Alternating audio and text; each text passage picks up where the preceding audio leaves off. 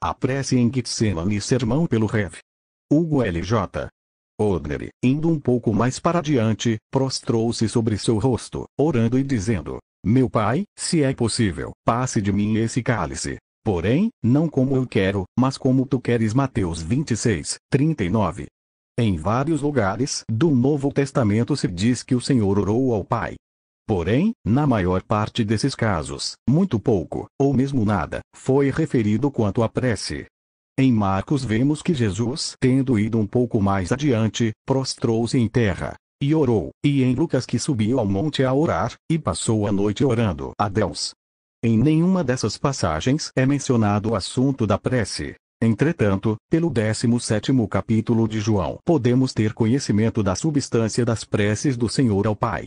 Os Escritos nos dizem que a oração dominical, que ele ensinou a seus discípulos, é um sumário da palavra e, particularmente do Novo Testamento, o qual, em seu sentido íntimo, só trata da glorificação do Senhor, ou da união do Senhor com sua alma divina, o Pai. Semelhantemente, a oração dominical, em seu sentido celeste, trata unicamente da maneira pela qual o humano do Senhor foi feito divino. Todas as vezes que o Senhor orou foi para que se realizasse a glorificação, a subjugação dos infernos e a salvação dos homens da segunda morte que nos ameaçava. A oração dominical, portanto, é intimamente a prece do humano para sua união com o divino e para a salvação da raça humana. É um sumário de todas as preces do Senhor ao Pai enquanto esteve sobre a terra. No sentido supremo, esta oração é a prece que ele mesmo elevou ao Pai. Os Escritos nos dizem que a oração dominical, que ele ensinou a seus discípulos, é um sumário da palavra e, particularmente do Novo Testamento, o qual, em seu sentido íntimo, só trata da glorificação do Senhor, ou da união do Senhor com sua alma divina, o Pai. Semelhantemente, a oração dominical, em seu sentido celeste, trata unicamente da maneira pela qual o humano do Senhor foi feito divino. Todas as vezes que o Senhor orou foi para que se realizasse a glorificação, a subjugação dos infernos e a salvação dos homens da segunda morte que os ameaçava. A oração dominical, portanto, é intimamente a prece do humano para sua união com o divino e para a salvação da raça humana. É um sumário de todas as preces do Senhor ao Pai enquanto esteve sobre a terra. No sentido supremo, esta oração é a prece que ele mesmo elevou ao Pai. Comparando as frases das preces do Senhor com as da oração dominical, vê-se que há uma acentuada semelhança entre elas. Por exemplo, o Senhor disse em uma de suas preces: Pai, glorifica o teu nome. João 12, 28. Isso quer dizer a mesma coisa que santificado seja o teu nome. Mas é na prece feita em Getsemane que encontramos uma demonstração mais completa daquela semelhança. Realmente, aí ele diz: Meu Pai, se é possível, passe de mim este cálice. O que significa o mesmo que a frase da oração dominical: Não nos induzes em tentação. E terminou aquela oração com estas palavras: Porém, não como eu quero, mas como tu queres, equivalentes às do Pai Nosso. Seja feita a tua vontade. Por fim, quando estava na cruz, ele exclamou: Pai, perdoa-lhes, porque não sabem o que fazem, o que corresponde à frase da oração dominical: Perdoa-lhes as nossas dívidas, assim como nós perdoamos os nossos devedores. A prece que escolhemos para texto diz: Meu Pai, se é possível, passe de mim este cálice. Porém, não como eu quero, mas como tu queres. É evidente que o cálice, aqui, refere-se à paixão da cruz, como se pôde ver pela seriação mesmo, no sentido da letra. O cálice na palavra, algumas vezes, representa a tentação, como no caso da resposta do Senhor ao pedido da mãe dos filhos de Zebedeu: Não sabeis o que pedis. Podeis-vos beber o cálice que eu hei de beber, e ser batizados com o batismo com que eu sou batizado. Mateus 20, 22. Falando da tentação da cruz, o Senhor disse a Pedro: Não beberei eu o cálice que o Pai me deu? João 28,11. O cálice é um recipiente apropriado para água ou vinho. A água representa a verdade natural, ou o seu oposto, a falsidade natural. O vinho representa a verdade espiritual, ou o seu oposto, a falsidade espiritual ou interior. O cálice é tomado, aqui, em lugar do que está contido no seu interior. Isso, aliás, é corrente na linguagem comum, como se vê, por exemplo, na pergunta: queres um cálice? Há casos, porém, em que é necessário distinguir entre o cálice e o seu conteúdo. O cálice significando, então, as verdades inferiores ou científicas que podem conter as verdades interiores, como o cálice contém o vinho. Em nosso texto, o cálice tem uma má significação. Representa a falsidade. Todas as tentações são produzidas pelo influxo das falsidades do inferno. A tentação é a angústia resultante da presença de falsidades opostas ao amor dominante do homem. Pelo cálice são representados os males e as falsidades que produzem as tentações. A prece do Senhor, portanto, era para que não fosse levado à tentação final, submetendo-se, entretanto, à vontade do Pai. As explicações dos escritos sobre a frase da oração dominical, não nos induzas em tentação, esclarecem o assunto que temos diante de nós.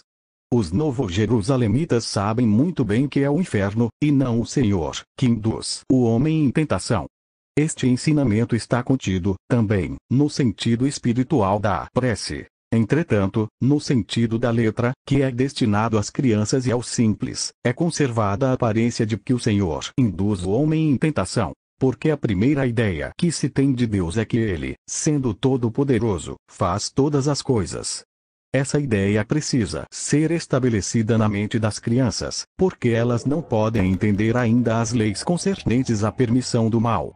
Mas qual a razão por que devemos orar para que sejamos libertados da tentação, quando sabemos que só podemos nos regenerar por meio dela? No 2759 do Diário Espiritual de Swedenborg, encontramos o seguinte: no sentido espiritual, não nos induzas em tentação significa que o Senhor não pode abandonar os homens, ou afrouxar o seu divino poder, porque eles então caem em tentação, uns nesta e outros naquela. Ouvi estas coisas enquanto fazia a oração dominical. Assim a frase não nos induza em tentação é um reconhecimento de nossa fraqueza, de que por nós mesmos nada podemos fazer pela nossa salvação, e de que somente o Senhor, por sua onipotência, pode nos salvar. Para que possa ser quebrado o poder que o mal tem sobre nossa vontade, é indispensável que entremos no estado de tentação, estado que deve ser levado até o desespero. Sofrendo a tentação, a vontade obstinada e rebelde é subjugada e torna-se maleável e suave nas mãos de Deus. A palavra tentação, como é usada nos escritos, não significa incitamento ao mal, como acontece na linguagem comum. Nos escritos, esse incitamento é chamado infestação e precede a tentação. A raiz significativa da palavra tentação é prova. Passar por uma tentação é passar por uma prova. As tentações naturais são provas do homem natural e de seus amores, tais como as doenças, as perdas de amigos, de riquezas, da reputação, etc. As tentações espirituais, porém, são provas dos amores espirituais. Um homem meramente natural não pode absolutamente sofrer tentações espirituais, porque não tem amores espirituais que devam ser provados. Para que o homem possa sofrer as verdadeiras tentações, que são as espirituais, é preciso que, antes, ele tenha se arrependido de alguns de seus males e adquirido algum amor pelo que é bom e verdadeiro. As tentações servem para a confirmação deste amor espiritual, tornando-o próprio do homem. Elas nos purificam como uma fornalha purifica o ouro e a prata. Durante as tentações, as falsidades fluem do inferno, fazendo com que o homem perca a percepção clara que tinha nos estados anteriores. Os maus espíritos recordam-lhe os males cometidos e dão-lhe a impressão de que esses males não podem ser vencidos e que, portanto, não há esperança de salvação. O homem atinge então um estado de desespero em que teme estar condenado por toda a eternidade. Mas nesses momentos terríveis, ele não está só como supõe, pois os anjos estão ainda mais presentes do que em qualquer outra ocasião, defendendo contra os assaltos de seus inimigos espirituais, chegando mesmo a defender até os seus próprios males, na medida em que isso se torna necessário para preservá-lo do desespero extremo e do reconhecimento de que está irremediavelmente derrotado. O Senhor não faz cessar a tentação enquanto o homem não alcança esse estado de desespero, porque até quando já está quase perdendo a esperança, ele ainda crê que vencerá por si mesmo. No último estado de ansiedade, o homem ora para que seja libertado da tentação. Não pede nada que o Senhor lhe dê poder para vencer na tentação, porque no estado mental a que foi reduzido, isso lhe parece impossível. Acredita que se pedir para agir como por si mesmo, estará perdido.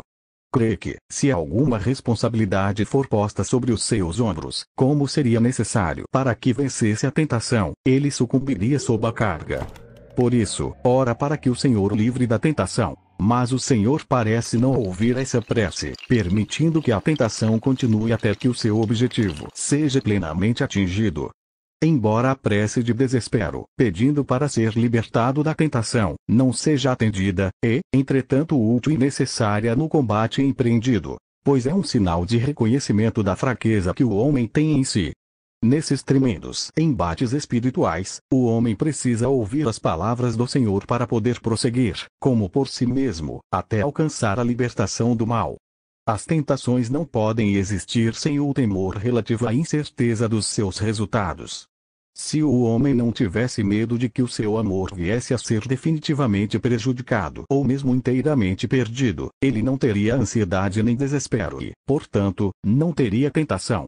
As tentações, ou antes, os sofrimentos que elas acarretam, são devido ao medo de que se possa perder os bens e verdades que se aprendeu a amar.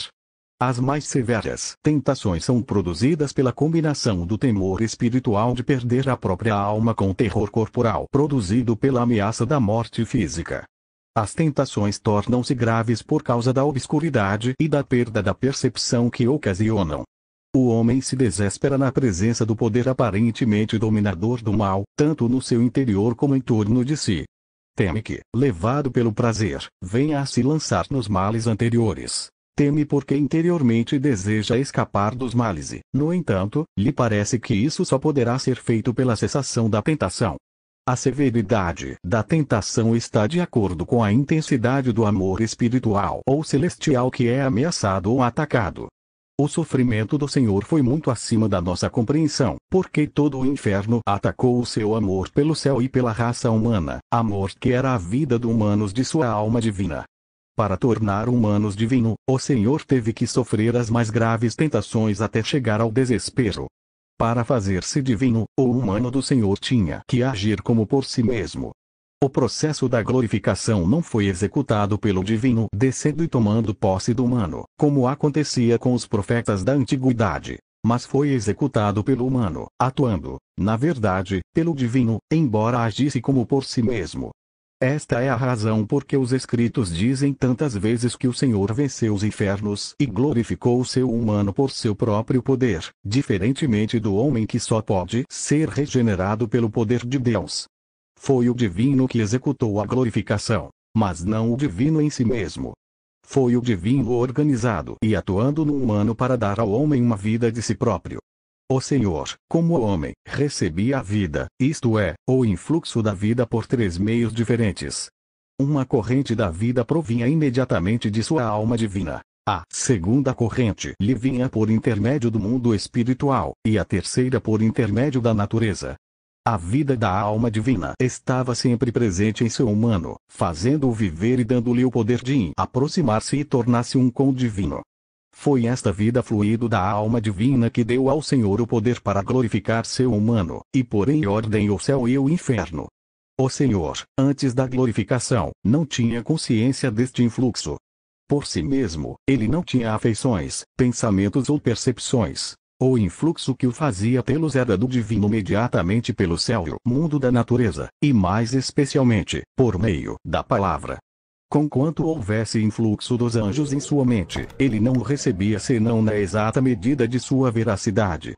Tudo que era do próprio dos anjos, ele o rejeitava como rejeitava o influxo do inferno que entrava nas formas exteriores que tinha recebido de Maria. À medida que o Senhor ia sendo glorificado, o influxo em sua mente ia se tornando cada vez menos mediado pelos anjos e mais direto do divino. Isso era executado gradualmente, na proporção em que o humano enfermo de Maria ia sendo expulso, até que, finalmente, quando atingiu a completa glorificação, o influxo do divino em sua mente tornou-se exclusivamente imediato. Então teve lugar o que é chamada a união do Pai e do Filho. Isto é, o influxo interior do Senhor tornou-se unido em um com o influxo consciente em sua mente. Desse modo, ele tornou-se Deus quanto ao humano. O divino, quando estava separado do humano, não podia aproximar-se dos infernos sem destruí-los, nem podia ser tentado ou sofrer. O mesmo acontece em relação ao divino humano depois de completada a glorificação. Não devemos pensar na assunção do humano pelo Senhor como se tratasse do divino tomando para si um instrumento para poder executar certos atos, pois em um instrumento não há vida, quando, entretanto, o humano do Senhor tinha uma vida e agia como se fosse separado do divino, tendo-se unido a ele pelo processo de glorificação. Durante os estados de glorificação, o Senhor tinha a percepção divina. Percebia claramente que sua alma era o divino mesmo e que sua vida era um com o divino. Nesses estados a vida divina fluía em sua mente, ficando inteiramente passivo o humano enfermo que ele tinha adquirido em Maria. Somente por estes estados ele não podia fazer o seu humano, divino. Para que essa união pudesse ter lugar, o humano tinha que tornar-se ativo, como por si mesmo, e por sua própria atividade, voltar-se para o Pai. O humano a que nos referimos aqui, não é o que foi tomado em Maria, nem é o divino mesmo, mas é a vida divina no natural, que não era ainda como um vaso glorificado. Acontecia com o Senhor o mesmo que acontece com os homens. Pelo humano no homem não se deve entender a alma nem o corpo, mas a vida da alma tal como é recebida e manifestada no corpo. A fim de que o humano pudesse se tornar divino, tinha que se tornar ativo, como por si mesmo, e expulsar de si mesmo todas as limitações finitas. Para que isso pudesse acontecer, o influxo divino, na mente do Senhor, era aparentemente retirado ou afastado, então, se permitia que os infernos influíssem nas formas exteriores do humano enfermo recebido de Maria. O Senhor podia então encontrar-se com os infernos, lutar contra eles e vencê-los. E à medida que ia fazendo isso, ia também elevando o humano à forma divina por si mesmo. O processo da glorificação foi executado pelo humano, como por si mesmo, humilhando-se diante do divino para assim receber a vida divina em sua plenitude. Nesses estados de eximanição, ou de humilhação, o Senhor orava ao Pai, como vemos no versículo de que o nosso texto foi tirado. E indo um pouco mais para diante, prostrou-se sobre o seu rosto, orando. Prostrar-se é um sinal de completa humilhação e obediência. A humilhação é o essencial da prece. O Senhor não ouve a prece daquele que não está em estado de humilhação. Quando estamos em humildade, queremos ser guiados, não por nós mesmos, mas pelo Senhor somente. Em humildade diante do divino, o Senhor orava, dizendo: Meu Pai, se é possível, passe de mim este cálice. Porém, não como eu quero, mas como tu queres. O grande sofrimento porque o Senhor passou no jardim de Getsemane não foi devido ao temor da dor física e da morte sobre a cruz. Isto, realmente, não era mais do que uma tentação natural que acompanhava a tentação espiritual e aumentava a sua severidade. Este temor natural atacou apenas o plano mais baixo de sua mente. A tentação espiritual, que fez com que ele soasse gotas de sangue, foi o ataque ao seu amor à raça humana. O Senhor tinha vindo à terra para salvar os homens da destruição. Tinha vindo para instruí-los e conduzi-los a seu Pai Celestial. No fim de seu ministério, a aparência externa da situação era não somente de que o propósito de sua vinda havia fracassado, como também de que a sua presença na terra estava dando lugar ao maior crime da história humana. A nação judaica, como um todo, tinha-o rejeitado completamente, e seus poucos discípulos estavam para abandoná-lo e mesmo negá-lo, como foi feito por Pedro. O estado apático da igreja foi representado pelos 3 apóstolos que estavam com ele na tentação de Getsemane. A despeito da ardente prece e exortação do Senhor, eles adormeceram. Estavam, assim, inconscientes dos acontecimentos de que o Senhor lhes falava, de modo que não podiam permanecer despertos e orar, como ele lhes recomendara. O Senhor ficou assim entregue à luta sozinho. O influxo e a presença dos anjos foram afastados. Enfim, na aparência, tudo estava perdido. E nessa aparência, todo o inferno influía com a sua malignidade, esforçando-se para levar o Senhor ao estado de completo desespero. Parecia ao humano, ainda não glorificado, que a igreja não poderia ser restabelecida sem um maior esforço de sua parte no mundo. Parecia-lhe como se sua obra tivesse de ser prosseguida. Esta aparência foi a causa de sua prece para que aquele cálice passasse, e dele, continuada, entretanto, com estas palavras: porém, não como eu quero, mas como tu queres. Isto significa não somente o reconhecimento de que o humano devia obedecer ao divino, e devia ser glorificado, mas também o reconhecimento de que, a despeito da aparência, a obra da salvação da raça humana devia ser completada. O Senhor, quanto ao ser humano, tinha amor ilimitado por todos os homens. Por este amor ele lutou mesmo quando toda a percepção consciente de sua divindade foi afastada. Nos estados de humilhação, era o ataque a este amor que lhe causava sofrimento e tentação. Contudo, confiando sempre no divino, ele lutou e venceu, sendo então afastadas todas as aparências e atingindo ele, enfim, a divina e infinita sabedoria. Venceu todos os males, expulsou tudo que era finito e enfermo, de modo que, no estado final, tornou-se não somente a divina verdade, mas igualmente o divino bem, o próprio Deus, mesmo quanto a ser humano. Amém. Lições. Mateus 26, 36, 56 AC 8179 VRC 104 e 105.